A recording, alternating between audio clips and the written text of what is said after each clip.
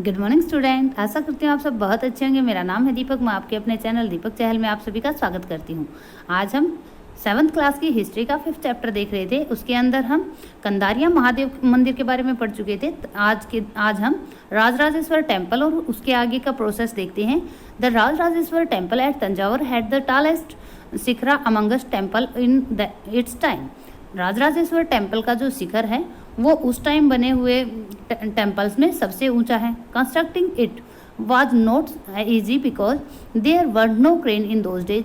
इसको बनाना इतना आसान नहीं था। क्योंकि उस टाइम कोई भी क्रेन नहीं होती थी। And the 90 ton stone for the top of the shikhara was too heavy to lift manually. और एक 90 टन का पत्थर स्टोन जो है उसको रिप्लेस करना शिखर तक वो मैनुअली बहुत हार्ड था। मैनुअली उठाना उसे पॉसिबल नहीं था। So the architecture build an incline path to the top of the temple. इसलिए जो आर्किटेक्चर थे उन्होंने एक इंक्लाइन पाथ बनाया टेम्पल के टॉप तक। Placed the boulder on rollers and rolled it all the way to the top.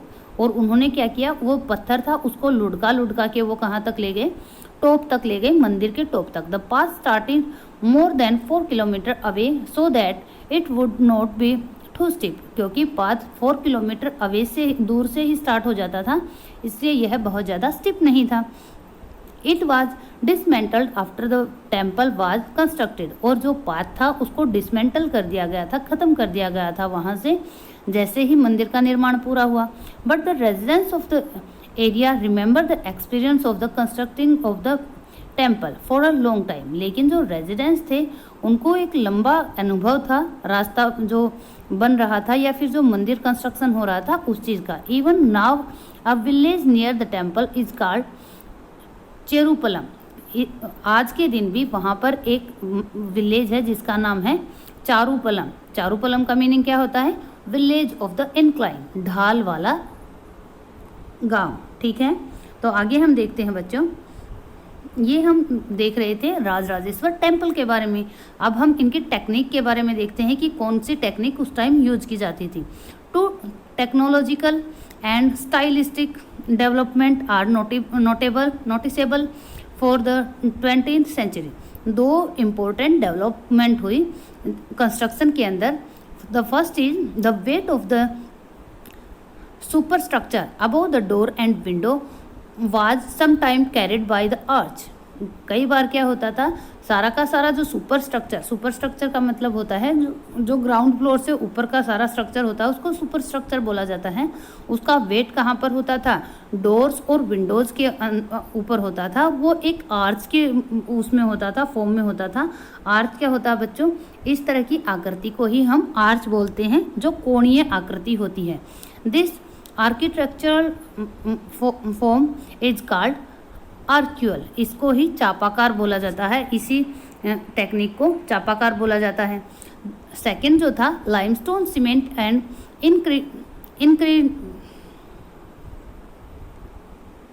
Increasingly used in the construction. जो limestone था उसका यूज बढ़ता जा रहा था कंस्ट्रक्शन के अंदर। This was very high quality cement. ये एक बहुत हाई क्वालिटी सीमेंट होती है।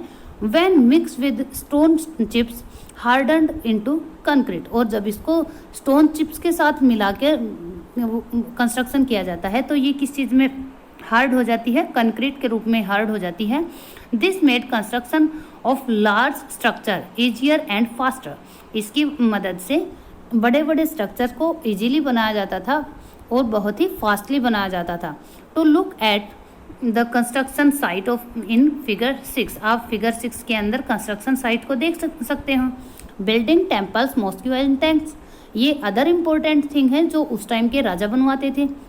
Temples and mosques were beautifully constructed because they were place of worship. Mosque और टेम्पल को बहुत अच्छे से बनाया जाता था क्योंकि ये पूजा के स्थान होते थे।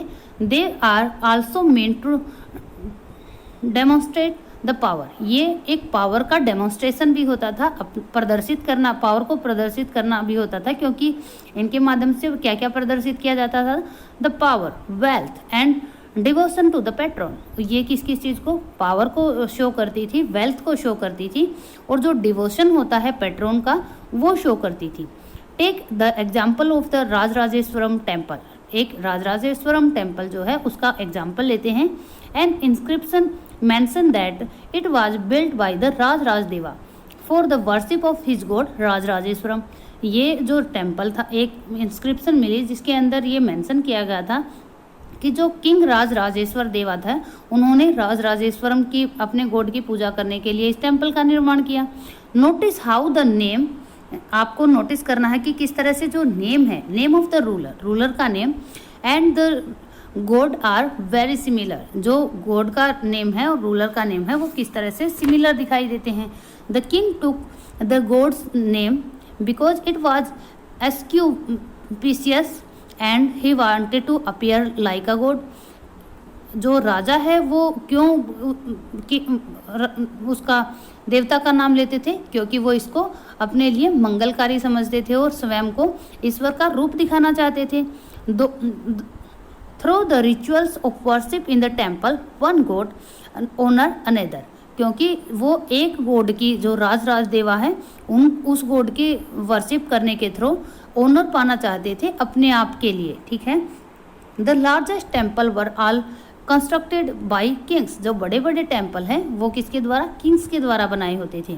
The other lesser deities in the temple were god and goddess of the alliance. और जो लेसर डाइटीज होते थे वो गॉडेस और उनके आसपास के सगे संबंधियों के होते थे। एंड सबॉर्डिनेट्स ऑफ रूलर, और जो रूलर के सबॉर्डिनेट होते थे, सहायक होते थे, उनके होते थे। The temple was miniature model of the world ruled by the king and his alliance. जो टेम्पल्स थे वो एक तरह से लघु रूप प्रदर्शित करते थे जो राजा थे और उनके सहयोगी थे उनके लिए। As the worship their deity together in the royal temple, जैसे ही वो वर्शिप करते टेम्पल के अंदर, किसी रॉयल टेम्पल के अंदर, it seems as if they brought the justice rule of the god on earth. ऐसा प्रतीत होता था कि वो सिर्फ यहाँ पर रूल करने के लिए आए हो और उनको अपॉइंट किसने किया है, गॉड ने ही किया है अर्थ के ऊपर रूल करने के लिए।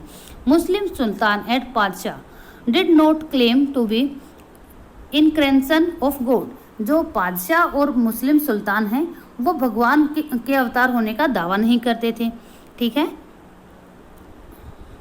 But Persian court chronicles describe the sultan as the shadow of god. लेकिन जो पर्सिया का कोर्ट था उसके इतिहासकार सुल्तान को as a shadow of god देखते थे कि ये अल्लाह की परछाई है, गॉड, क्योंकि मुस्लिम्स में अल्लाह को ही गॉड माना जाता है। An inscription of the Quwwat al Islam mosque, एक इंस्क्रिप्शन जो कहाँ मिली है, कुवैत अल इस्लाम के अंदर मिली है, जो एक मॉस्क्यू है वहाँ पर। Explain that the god chose Alauddin as the king because he had the quality of Moses and Solomons. उन्होंने उसमें दिखाया गया है कि अलाउद्दीन को क्यों गॉड ने चूज किया एक किंग बनने के लिए, क्योंकि उसके अंदर वो क्वालिटी थी जो मूसा में होती थी और जो सुलेमान्स में होती थी। मूसा और सुलेमान कौन होते थे, ग्रेट लॉ गिवर होते थे उस टाइम के। ठीक है। The great law giver of the past के जो ग्रेट लॉ गिवर थे उन्हीं की सारी क्वालिटी अलाउद्दीन में दिखी, इसलिए उनको क्या कहा गया, गॉड की परछाई कहा गया। ठीक है। The greatest law giver and architect was God himself. सबसे बड़ा लॉ गिवर और आर्किटेक्ट तो कौन है, भगवान खुद है। He create the world out of choice and introduce other order and symmetry. सबसे बड़ा तो कौन है बच्चों, भगवान ही जो सब चीज़ों की वस्तुकार होता है, जो विधिकर्ता होता है। उसने अव्यवस्था को दूर करने के लिए विश्व का सर्जन किया और एक व्यवस्था और संतुलन कायम किया, हार्मनी कायम की उन्होंने। ठीक है। आगे हम देखते हैं as each new dynasty come to power. जैसे ही एक नई डायनेस्टी पावर में आती, kings want to emphasise their moral right to be ruled. जो किंग है वो एम्फेसाइज करता कि उनका मोरल राइट है रूल करने का। Constructing place of worship provide rulers with the chance to claim their choice related to with God.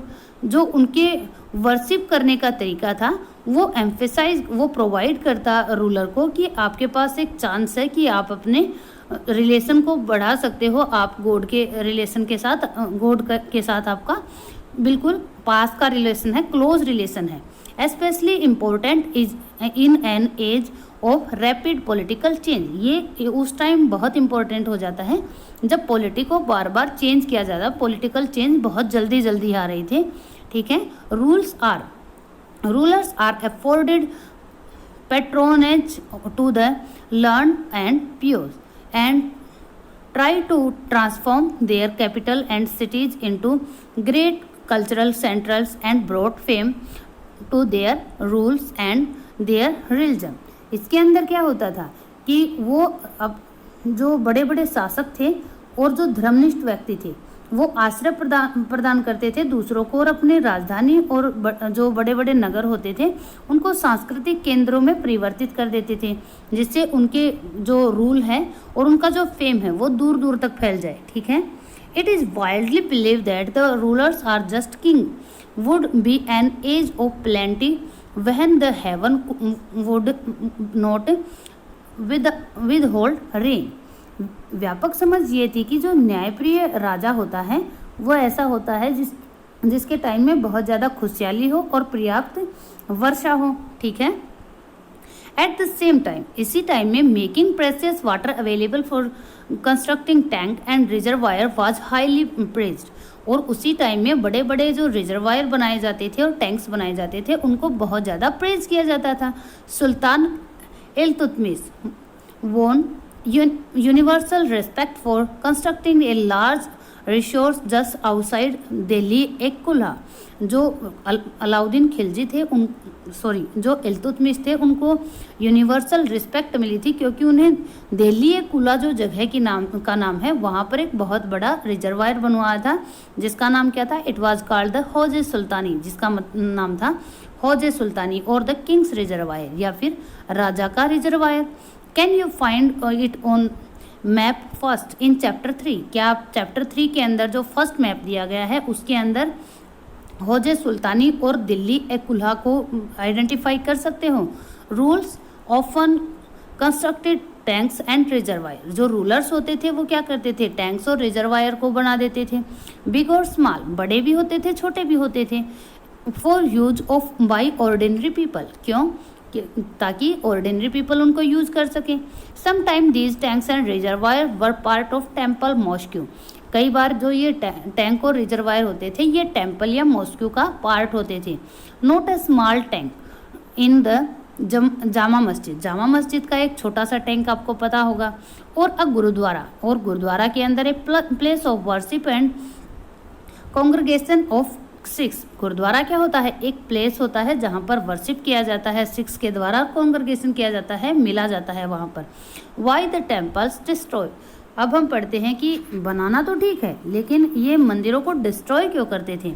Because kings built temples to demonstrate their devotee to god. वो क्योंकि जो king है वो अपनी भावना दिखाने के लिए गॉड के प्रति क्या करते थे? टेम्पल्स का निर्माण करते थे। And their power and wealth, it is not surprising that when they attacked one another's kingdom they often targeted these buildings. और ये भी स्पष्ट है, ये सरप्राइजिंग नहीं है कि जब वो एक दूसरे की पावर को इफेक्ट करते थे तो क्या करते थे? उनका टारगेट यही बिल्डिंग होती थी जो वो उस राजा की आस्था को दिखाती थी। In the early 9th century, early 9th century की अगर हम बात करते हैं, पांडे किंग, जो पांडे का किंग था, पांडे एक डायनेस्टी होती थी, उसके किंग की बात हो रही है बच्चों। पांडे का किंग कौन था? श्री वल्लभ उनका नाम था। इन्वेड श्रीलंका एंड डिफीटेड, उन्होंने क्या किया? श्रीलंका के ऊपर आक्रमण किया और इन्वेड किया।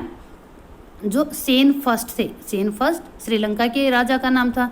The Buddhist monk and chronological, जो बुद्धिस्ट मोंक और क्रोनोलॉजिकल भी था उस टाइम का, धमकिती जिसका नाम था, धमकिती नोटेड, उन्होंने नोट किया। ही रिमूव्ड ऑल द वैल्यूएबल्स, उन्होंने क्या किया? सारे वैल्यूएबल्स जो चीज़ थी, बहुत सारी जो बहुमूल्य चीज़ें थी वो अपने साथ ले गया। The statue of Buddha made entirely of gold in the jewel place, एक जो बुद्धा का स्टैचू था जो पूरी तरह से गोल्ड से बना हुआ था उसको वो लेके गया। ठीक है। And the golden image of various monasteries, और बहुत सारे मठों के अंदर जितनी गोल्डन इमेजेस थी उन सब को ले गया। All these are he size, सारी की सारी उन्होंने साइज कर ली, सारी की सारी पर अधिकार कर लिया। He blow to the pride of the Sinhala, Sinhala कौन होते हैं बच्चों, जो वहाँ पर शासन कर रहे थे उस टाइम, सिंघेल बोला जाता है उनको, ठीक है। उनका आत्माभिमान होता है उसको खो दिया उन्होंने, ठीक है। और जो सेन सेकंड था, ordered his general to invade Madurai, उन्होंने ऑर्डर दिया कि हम भी क्या करेंगे, मदुरई के ऊपर अटैक करेंगे। मदुरई इंडिया के अंदर है और सिंघेल्स जो थे वो श्रीलंका के अंदर थे। द कैपिटल ऑफ पांडेज, क्यों मदुरई के ऊपर क्यों आक्रमण करेंगे, क्योंकि वो पांडेज की राजधानी थी उस time.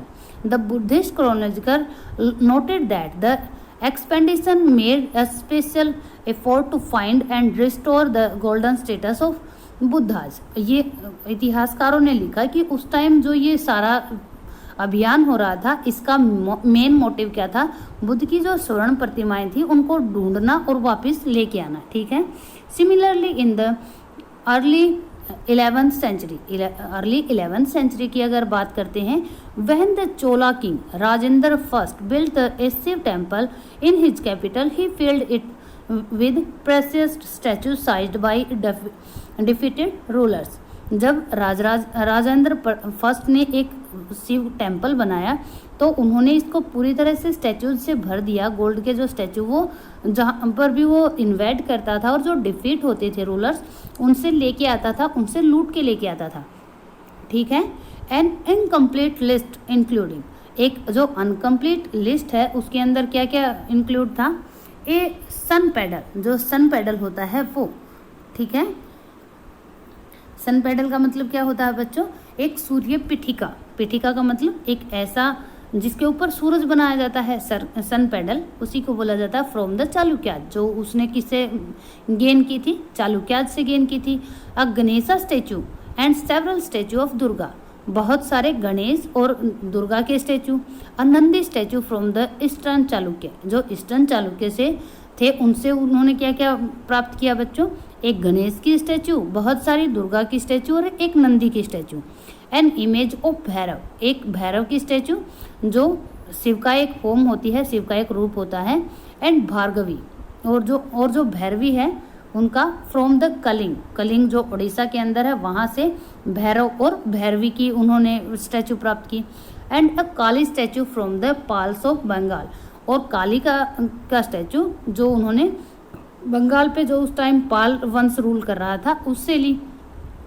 Sultan Mohammad of Ghaznavi, जो मोहम्मद ऑफ गजनवी थे sultan, was a contemporary of the Rajendra first, वो राजेंद्र फर्स्ट के ही कॉन्टेम्प्रेरी थे, उसी टाइम पे थे, समकालीन थे, ठीक है। During his campaign in the continent he had attack the temple and defeated king, उसने भी अपने कैंपेन के दौरान जो हमारा सब कॉन्टिनेंट था इसके अंदर आया, अटैक किया जो टेम्पल्स हैं उनको, और बहुत सारे किंग्स को डिफीट किया। And looted his wealth and idols, और उन्होंने यहाँ के बहुत सारा जो धन दौलत थी उसको लूट किया, उसको लूट के यहाँ से लेके गया।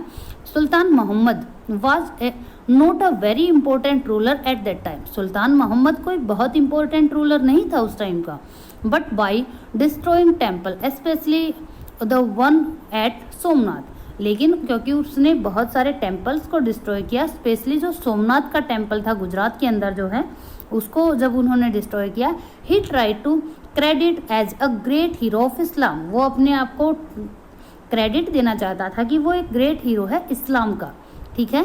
In the political culture of the middle age most ruler displaced their political might and military access at attacking and looting the place of worship and defeated ruler, उस टाइम के जो रूलर थे उनकी मेन मेंटलिटी यही थी कि वो अपने पॉलिटिकल जो उनका रुतबा है, जो उनकी शक्ति है और जो मिलिट्री एक्सेस है उसके द्वारा वो बहुत सारे प्लेसेस को लूटे।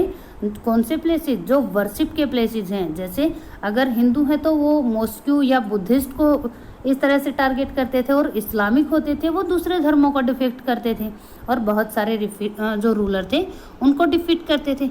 ओके बच्चों, वीडियो बहुत बड़ा हो गया, आशा करती हूँ आप सभी को पसंद आया होगा। अगर पसंद आए तो लाइक करना मत भूलें, चैनल को सब्सक्राइब करना भी मत भूलें। ओके बच्चों, bye bye, have a nice day.